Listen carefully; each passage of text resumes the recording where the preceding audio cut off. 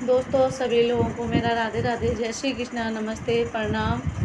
तो दोस्तों आप सभी का मुझसे एक सवाल था, मतलब सभी लोगों का था। तो मैंने सोचा मैं ऐसे किस किस को जवाब दूँ। तो मैंने आज सोचा है कि आप सबके लिए एक ब्लॉग बनाती हूँ और आप सभी को बताती हूँ कि मेरी बेटी के साथ क्या हुआ था, कैसे हुआ था, मेरी बेटी की ज़िंदगी इस तरीके, इस मोड़ पर कैसे आई। तो दोस्तों दिन के बारे में, उस दिन दोस्तों हम सभी लोग घर पे थे, सभी बच्चे थे, सभी बच्चे खेल रहे, जैसे सभी के घर में खेलते, छोटे छोटे बच्चे, मेरे देवर जेठ के बच्चे थे, उनके साथ ये भी खेल रही थी। तो खेलते खेलते बस खाना खा रही थी। मैंने भी देखा बेटी खाना खा रही है, और खाना खाते खाते इसके क्या दिमाग में आई कि ये, और सारे बच्चों के साथ में गई, अकेली नहीं गई, छत पे चढ़ गई। एक जीना चढ़ती तो चढ़ती, उसके ऊपर से दूसरा जीना था वो भी चढ़ गई। तब महज इसकी उम्र 1 साल 4 महीने की थी। तो ऊपर चढ़ गई। तो हमारे ना दरवाजे पर एक नीम का पेड़ था, तो उसके जो लारे होते हैं ना वो लटक रहे थे नीचे को। तो बच्चे लोग ऐसे ऐसे उसको पकड़ के झूला झूल रहे थे, तो ये भी झूलने लगी। और छोटे बच्चे मोटे मोटे होते ही हैं गोल मोल। तो पता नहीं इसने कैसे क्या किया, या फिर किसी बच्चे ने धक्का दे दिया और दोस्तों ये ऊपर से गिरी। तो हमारे जो नीम की पिंडी थी वो बरामदे की साइड आ रही थी, जिसको काट के रखा था, तो इतना मोटा पिंडा था। उसमें हमारी बेटी पहले आती है ऊपर से ऐसी साइड, ये वाली साइड, ये वाली साइड इसके, ये सर, और ये वाली साइड नीम में लग जाती है। तो नीम में लग के यहाँ इसके एक बहुत बड़ा फ्रैक्चर हुआ था।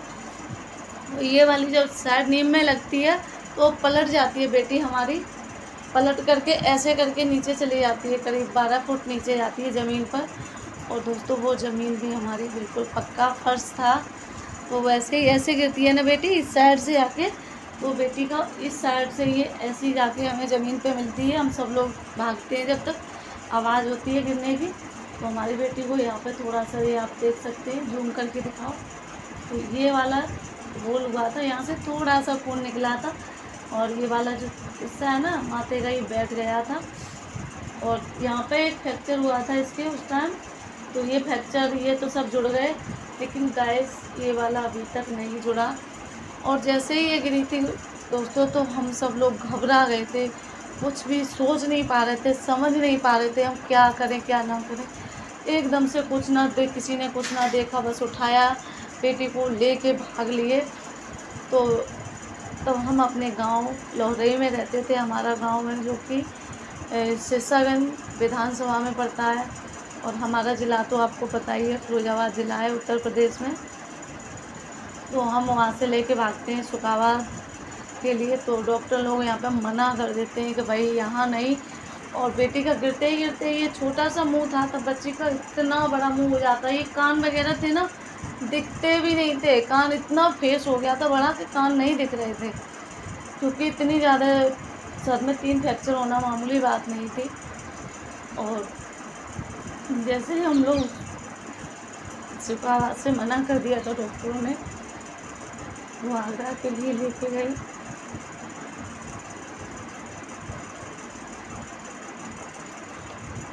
आगरा में डॉक्टरों ने कहा आपकी बेटी को अगर 72 घंटे कट जाते हैं तो हम बचा सकते हैं, वैसे तो हमारी कोई गारंटी नहीं है। तो दोस्तों हम भगवान से प्रे करते रहे, 72 घंटे तक हम भगवान से ऐसे ही प्रे करते रहे, भगवान हमारी बेटी बच जाए। भगवान ने इतना तो सुन लिया हमारा कि हमारी बेटी को हमसे अलग नहीं होने दिया। देख आप नहीं रो दिया मैं। लेकिन दोस्तों हमारी बेटी के जो इस साइड चोट लगी थी, इसकी वजह से, हमारी बेटी के इस साइड की चोट की वजह से ना, दिमाग में चोट की वजह से हमारी बेटी के ये जबान भी नहीं उठती है, इसी वजह से बोल नहीं सकती है। और ये वाला हाथ काम नहीं करता। बहुत चाहती है बेटी हमारी कि कुछ करे, लेकिन ये हाथ आप देख सकते हो, दोनों हाथों में अंतर, आराम से कितना अंतर है। ऐसे ही ये वाला पैर भी खराब हो गया। दोस्तों हमने आगरा में 15 दिन तक आईसीयू में भर्ती करके रखा बेटी को। उसके बाद छुट्टी होकर के आई, ट्रीटमेंट कुछ दिन चला। उसके बाद आज जैसी हमारी स्थिति नहीं थी, हम जॉइंट फैमिली में रहते थे और हमारे पतिदेव इनकम जो भी होती थी हमारे घर वालों को देते थे। हमारे पास आगे का इलाज कराने के लिए उस वक्त पैसा नहीं था। हमारी बेटी का इलाज रुक गया। हमने खूब लाख प्रयास किए, नहीं इलाज करा पाए।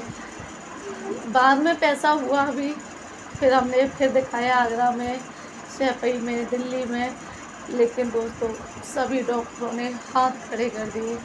जो कि डॉक्टर एमडी डॉक्टर हुआ करते हैं हमारे यहाँ पर, एशिया महाद्वीप के माने हुए डॉक्टर साहब हैं आरसी मिश्रा, उनको भी हमने दिखाया। उन्होंने भी कहा कि उस वक्त ही लगातार इलाज हो जाता बेटी का, 6 महीने चलता इलाज, तो शायद आपकी बेटी ठीक हो सकती थी।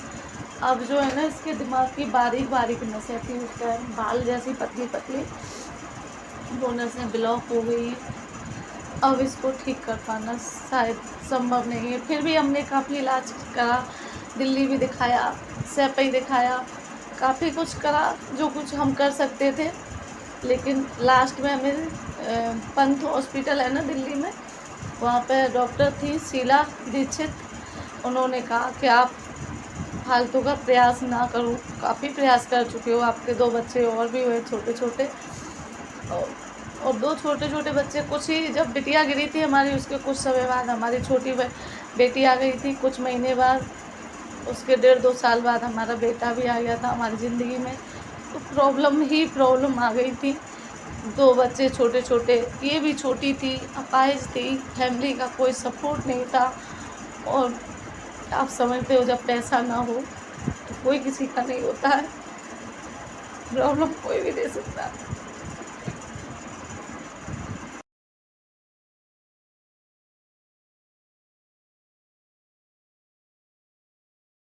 लेकिन मैं इस दिन को कभी भूल भी नहीं पाती।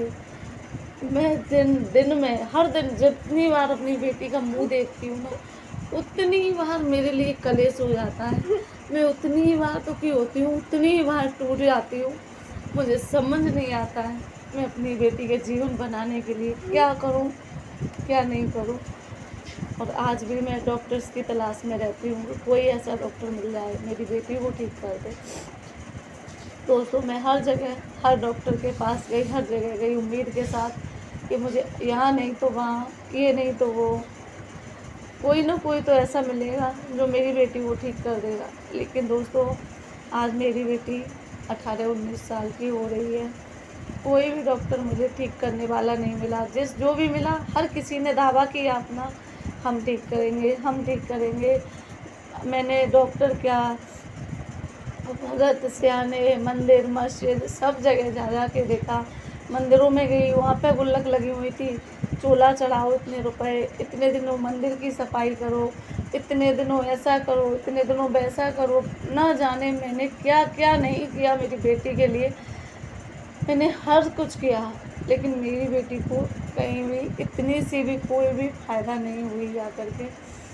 आज मैं बहुत दुखी हूँ और सभी से दुआ करती हूँ, प्रार्थना करती हूँ। दोस्तों मेरा यूट्यूब पर आने का कोई अपना शौक़ या कोई उद्देश्य नहीं है, बस मैं अपनी बेटी के लिए यूट्यूब पर काम करना चाहती हूँ।